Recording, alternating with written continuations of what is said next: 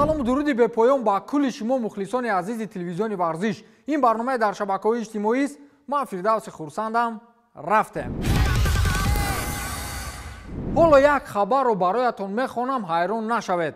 сармураббии мунтахаби занонаи Эрон аз навъи варзиши лижаронии кӯҳӣ дар чемпионати ҷаҳон оид ба ин навъи варзиш бо шогирдонаш ба Италия нарафт ва сабабашро медонед чи аст? шавҳараш намонд.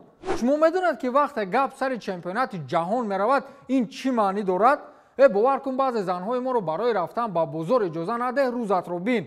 хулас мунтахаби занонаи Эрон ба чемпионати ҷаҳон бидуни сармураббӣ Самира Заргарӣ ба Италия рафтанд ва сабаби нарафтани Самира ин будааст ки шавҳараш иҷозаи рафтан ба Италияро надодааст. инро пойгоҳи иттилоотии The Guardian расонаӣ кард ва навишт ки Федератсияи миллии лижаронии Эрон ин мавзӯъро шарҳ надоданд, вале дар конститутсияи мамлакати Эрон ҳамин хел қонун сабт шудааст ки зани шавҳардор бе иҷозаи шавҳар наметавонад кореро ба сомон расонад.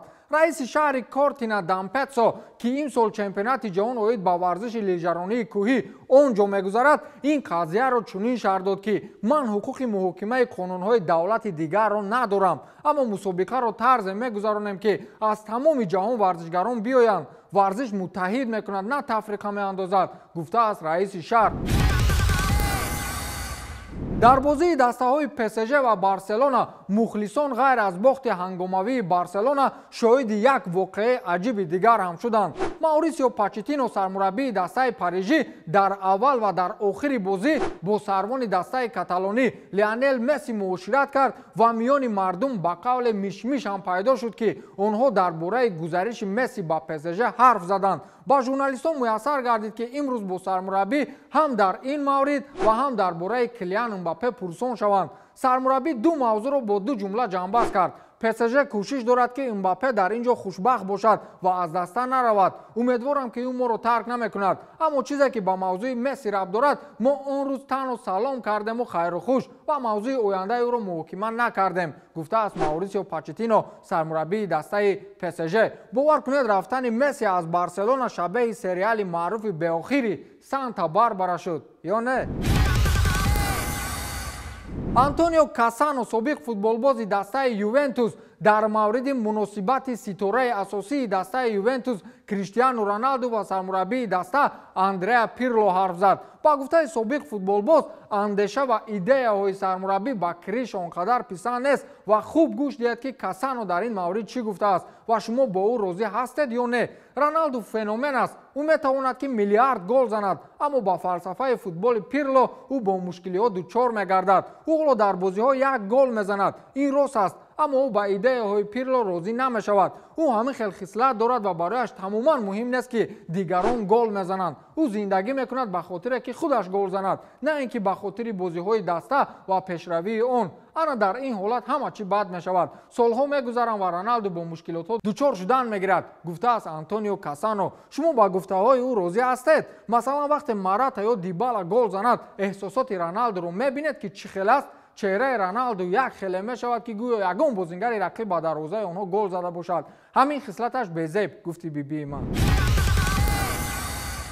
Флойд Мейвезер, пулдортарин варзишгари дунё, ба набераи 5-ҳафтаинааш соати 37,000 еврога тӯҳфа кард.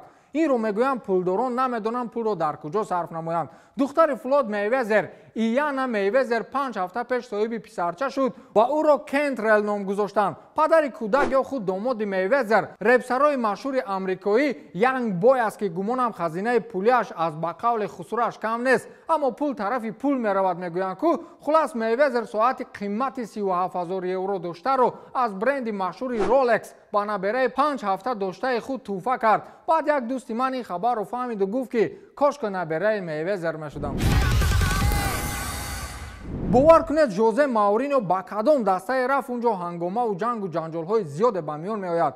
ҳоло медонед Мауриньо ва агенти ӯ чӣ хел пойҳои президенти бошгоҳи Тоттенхем Даниэл Левиро бастанд? агар ҳоли ҳозир дастаи Тоттенхем хоҳад ки Жозеро аз симаташ барканор кунад, маҷбур ҳастанд ки ба ӯ 37 миллион евро пардохт намоянд. ин дар шаҳрномаи мураббии португалӣ бо дастаи Тоттенхем дарҷ гардидааст. ба гуфтаи баъзе манбаҳо, ҳоло шефҳои дастаи лондонӣ воқеан хостори истеъфои Жозе ҳастанд, аммо ҳамин 37 миллион евро пеши роҳи онҳоро мегирад. агар ман ҳам мешудам жозеро ба истеъфо равон мекардам. бале ӯ мураббии беҳтарин аст ва ӯ иро чандин маротиба исбот кардааст, аммо ҳоли ҳозир яке аз дастаҳои беҳтарини премер-лигаи англия дар ҷадвал мавқеи нуҳумро ишғол кардааст ва онҳоро мавсими бидуни лигаи чемпионҳо таҳдид мекунад.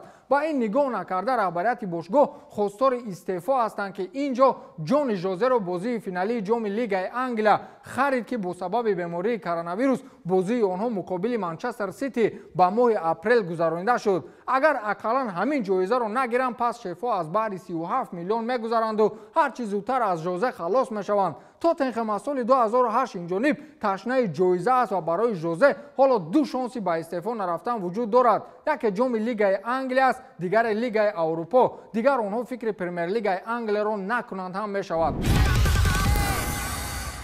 ҳабиб нурмагомедов, расбгари доғистонӣ, гуфт ки ман зиёд мехостам ки футболбоз бошам, аммо мутаассифона ва ё хушбахтона ман дар доғистон таваллуд шудам. ин дар ҳоле расонаӣ шуд ки ҳабиб чанде пеш дар бозии дастаҳои псж ва барселона ба сифати меҳмон иштирок дошт ва дар мавриди муносибаташ бо варзиши рақами 1 ҳарф зад. ман аз хурдӣ футболро дӯст медоштам ва мехостам оянда футболбози касбӣ бошам, вале ман дар доғистон таваллуд шудам ва худатон медонед ки унҷо чӣ тафаккуре ҳаст. ки медонад, агар Роналдо дар доғистон таваллуд мешуд, шояд имрӯз чемпиони UFC буд. ман замоне шояд ба шумо нақл кунам ки кӯдакии ман ба футбол чӣ хел пайвастагӣ дошт. вақте ман дар синф нишаста исми 200 футболбозро рӯи коғаз навишта будам ва он ҳам замоне ки интернет ҳатто вуҷуд надошт, гуфтааст ҳабиб нурмагомедов. акнун футбол варзиши рақами 1 ба ҳамин тамом. то дидор, хайр.